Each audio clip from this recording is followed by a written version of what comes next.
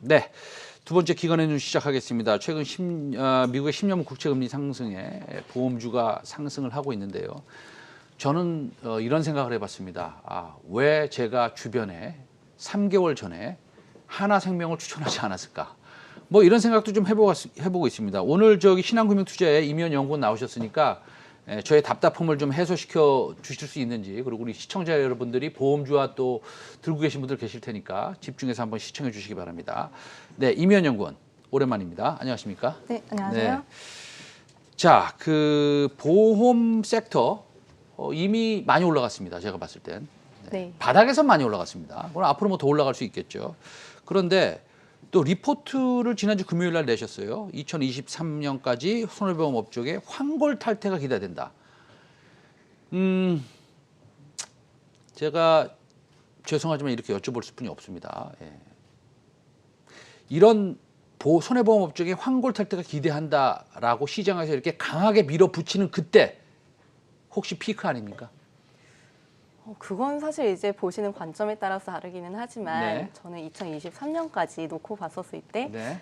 지금은 좀 이제 바닥이라고 좀 보고 있습니다. 네. 그 말씀을 드리는 이유는 사실 그동안에 주가가 많이 빠졌었던 이유를 먼저 좀 이제 살펴보셔야 하실 텐데요. 네네. 사실 그동안에 이제 주가가 부진했었던 이유는 가장 큰 이유로는 그동안에 이제 실손보험의 요율 인상이 좀 이제 제한적이었었던 부분이죠.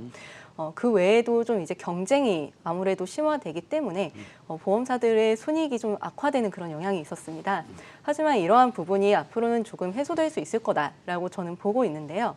일단 올해부터 2023년까지 어떤 이벤트들이 있을지 좀 이제 단계적으로 짚어보자면은 올해 같은 경우에는 실손보험에 3년물 상품들의 갱신이 좀 몰려 있습니다. 일단 이게 가장 큰 이벤트이고요. 아하. 두 번째로는 4세대 실손보험의 출시가 이번에 처음으로 앞두고 있습니다.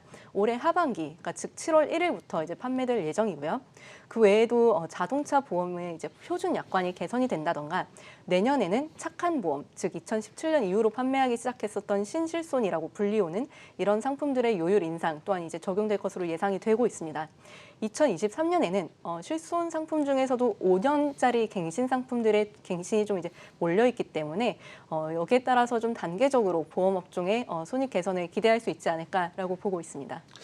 방금 우리 그런 말씀하셨어요. 임현 연구원께서 3년물 실손보험이 네, 종료가 된다? 네. 그게 갱신이 됩니다. 갱신이 되죠. 네. 그게 무슨 뜻인지 설명해 주세요. 네, 이제 실손보험을 혹시 가입하셨어요, 앵커님? 네네네, 가입해 돼 있습니다. 네, 혹시- 그냥 가입했습니다. 아무것도 모릅니다. 그냥 가입만 했습니다. 네, 네. 이게 그 상품에 따라서 네네. 조금 이제 종류가 다른데요. 네네. 뭐 2000년대 이제 한 중반까지 가입하신 분들 같은 경우에는 비갱신형이라고 해서 가입 기간 동안에 보험료 인상이 이제 이루어지지 않는 그런 네네. 이제 보험을 이제 가입을 하셨을 수도 있습니다. 네네. 그 이후에 가입하신 분들 중에는 이제 3년에 한 번 혹은 이제 5년에 한 번 보험료가 이제 갱신이 되는 그런 상품을 가입을 하셨을 수도 쉽게 있으세요. 얘기하면 3년이나 5년마다 보험료가 올라가겠네요. 맞습니다. 그래서요? 근데 이제 이게 갱신이 된다는 것의 의미는요. 이게 사실 이제 제조업하고 보험업하고 가장 큰 차이점을 여기에서 이제 보신다고 생각을 하셔야 될 것 네. 같아요.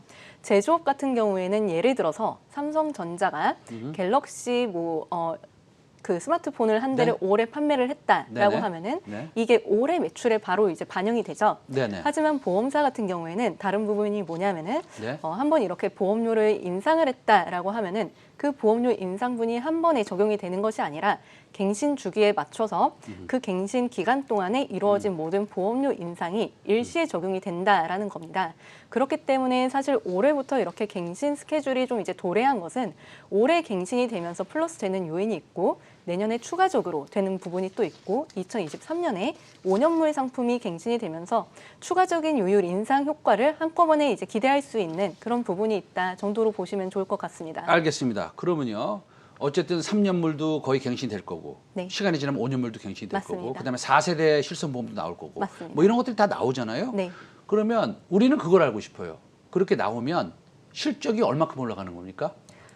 일단 지금 올해 그 4세대 실손이 나오는 부분은 네네. 사실 지금 뭐 당장 이익이 개선된다라고 보기는 어렵습니다. 이렇게 말씀드리는 이유는 사실 지금 우리나라의 5천만 국민 중에서 한 3,800만 명이 이미 실손보험에 가입해 있기 때문이고 4세대 실손보험에 따라 이 가입에 따라서 들어오는 보험료는 사실상 기존의 실손이랑은 영향이 없기 때문에 이건 아예 좀 다른 요인이라고 보셔야 돼요. 네. 그렇기 때문에 이거에 따라 이제 손익 개선 효과는 좀 제한적이다라고 보고 있고요. 이제 3년 후의 상품이 이번에 그 갱신이 되면서 기대되는 그 이익 개선 효과는 올해하고 내년에는 세전이익이 약 9%씩 이제 증가할 것으로 예상을 하고 있고, 꽤 많이 올라가는 거죠. 네, 그쵸? 그리고 네. 2023년에는 17.5% 증가할 것으로 예상을 하고 있습니다. 네. 그런데 이 가정에는 사실 지금 보험료 인상분만을 가정을 했고 네. 사실 그 보험금이 같이 늘어나는 거는 지금 보지 않았거든요. 네네. 그래서 굉장히 불리시한 가정인데 네네. 여기에 만약에 실손 쪽에서 보험금이 매년 5%씩 증가를 한다라고 가정을 했었을 때는 네네. 올해와 내년에는 이익은 사실상 플랫하지만 네. 2023년에는 네. 이게 그 보험금이 10% 증가할 때까지는 계속 이제 이익이 개선이 되는 그림이 나올 수가 있습니다. 네네. 그렇기 때문에 이런 측면에서 좀 이제 긍정적으로 보고 있고요. 아무래도 이제 ROE 측면에서 조금 말씀드리는 게 조금 더 깔끔할 것 같아요. 올해하고 내년에는 앞서 말씀드린 가정으로 놓고 봤었을 때는 ROE가 한 0.8%포인트 그리고 네. 2023년에는 1.6%포인트 개선이 될 것으로 예상을 네. 하고 있습니다. 다만 이 부분은 실손 보험에만 이제 한정이 된 부분이고 그 외에도 비용 개선이라던가 자동차 보험 쪽에서 표준 약관이 개선되는 부분을 감안을 하면은 실질적으로 올해 예상되는 이익 증가폭은 작년 대비해서 약 20% 가까이 될 것으로 예상을 하고 있습니다. 알겠습니다. 그러면은 일단은 그 사실은 뭐 우리가 손해보험 업체들 꽤 많아요. 예, 꽤 많은데 그 중에서 어떤 종목이 제일 사실은 매력적인지 그거는 이제 나중에 알아보기로 하고 네. 지금 자동차 보험 표준약관도 개선된다고 했는데 그러면은 표준약관 변경에 따라서 이게 뭐 보험금이 올라가는 거죠? 보험료가 올라가는 거죠? 사실 이거는 보험료 인상보다는 네? 향후에 이제 인하 요인으로도 보실 수 있으세요. 네네. 일단 지금 뭐 표준약관이 변경되는 이제 내용을 좀 살펴보면은 네. 원래는 예를 들어서 제가 우리 최성민 앵커님을 네. 차를 박았어요. 네네. 그리고 과실 비율이 제가 90%고 네네. 우리 앵커님은 10%일 때 네네. 뭐 양쪽에서 둘 다 이제 다쳤을 수가 있잖아요. 그런데 어떻게 보면은 앵커님 입장에서는 과실 비율이 10%밖에 되지 않는데 저의 그 치료비까지 모두 다 물어준다고 하면은 굉장히 좀 부당하잖아요. 네네. 과실 비율이 제가 90%임에도 불구하고 저의 네. 모든 치료비를 내는 것은 네네. 부당한데 이번에 그 표준 약관이 변경이 되면은 음흠. 이거를 과실 비율대로 보험금을 지급을 하게 됩니다. 네네. 이렇게 되면은 모럴 해저드성 청구가 좀 많이 줄어들기 때문에 아하. 이에 따라서 실질적으로 보험회사들은 지급할 보험금이 줄어들게 되고 문제는 이제 그 자동차 보험 같은 경우에는 의무 보험이기 때문에 네. 실질적으로는 보험료 인하를 이제 그 이어줄 수가 있어요. 왜냐하면 이 자동차 보험을 가지고 보험회사들은 사실상 이익을 내기는 좀 어렵거든요. 왜냐하면 이제 이게 결국에는 그 금융당국에서 보험사들한테 자동차 보험을 판매하라고 한 것이 보험사들이 이제 돈을 많이 벌어라라는 의미보다는 모두에게 이제 필요한 보험 상품을 이제 제공을 하라라는 의미이기 때문에 실질적으로 이렇게 보험금 지급액이 줄어들게 되면은 자동차 보험료는 내려갈 수밖에 없을 것입니다. 알겠습니다. 그 여러 가지 이제 리포트를 보면 손해보험 업종의 여러 가지 주가 상승 요인 지금 뭐 여러 가지 들었습니다. 들었는데 그러면 우리가 종목을 하나 이제 골라봐야 될 것 같아요. 그런데 종목 여러 가지 있지 않습니까? 그 중에서도 조금 소외되면서 이 종목은 왜 뭐 옛날 하나생명 같은 경우에는 제 기억으로는 뭐 PBR이 0.17배까지도 얼마까지 내려갔습니까? 0.09배. 0.9배까지 내려갔어요. 네. 그러니까 100원짜리 회사가 9원으로 평가받고 있을 때, 네. 맞죠? 맞습니다. 뭐 그럴 때 이제 꽤 많이 올랐어요. 하나생명 한번 보여주세요. 차트 한번 보여주시면 많이 올라왔습니다. 그때 좀 우리 좀 길게 보여주셔야죠. 그때 좀 샀으면 좋았을 뻔했는데 네. 그렇습니다. 그 손해보험 업종에서도 이렇게 조금 소외되거나 뭐 터무니없이 좀 싸게 좀 거래되는 그렇지만 또 성장을 좀 있고 물론 네. 어려운 질문이긴 합니다만 그런 종목이 있을까요? 지금 하나생명을 말씀 주셨는데 네네. 사실 손해보험 업종에서도 네. 하나손해보험이 꽤 많이 지금 소외되고 있습니다. 한화 손해보험. 네. 네. 최근에 저도 이제 보고서를 작성을 하면서 네네. 원래 이제 메리트 토픽을 항상 이제 토픽으로 말씀드렸는데 네네. 이번에 하나손해보험을 추가적으로 토픽으로 또 이제 편입을 했습니다. 아하.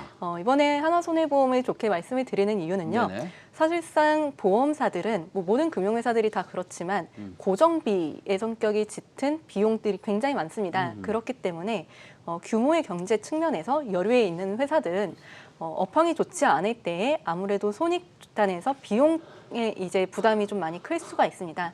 하지만 이번에 말씀드린 것처럼 좀 이제 비용단에서 전반적으로 경쟁이 완화가 되고 이번에 보험료 인상 효과가 반영이 되었을 때 가장 베타가 높은 그런 이제 회사가 어디냐라고 하면은 아무래도 중소형사를 좀 꼽을 수 있을 것 같습니다. 그렇죠. 네. 그리고 하나손해보험 같은 경우에는 최근에 좀 이제 비용 측면에서 타사들 대비해서 굉장히 공격적으로 좀 이제 개선을 시켜온 그런 이제 그림을 보여주고 있기 때문에 네네. 아무래도 올해 조금 더 그 실적 측면에서는 타사들 대비해서 EPS 증가율이 네네. 좀 더 높을 것으로 예상을 하고 있습니다. 잘 알겠습니다. 하나손해보험 우리가 계속 트래킹하도록 하겠습니다.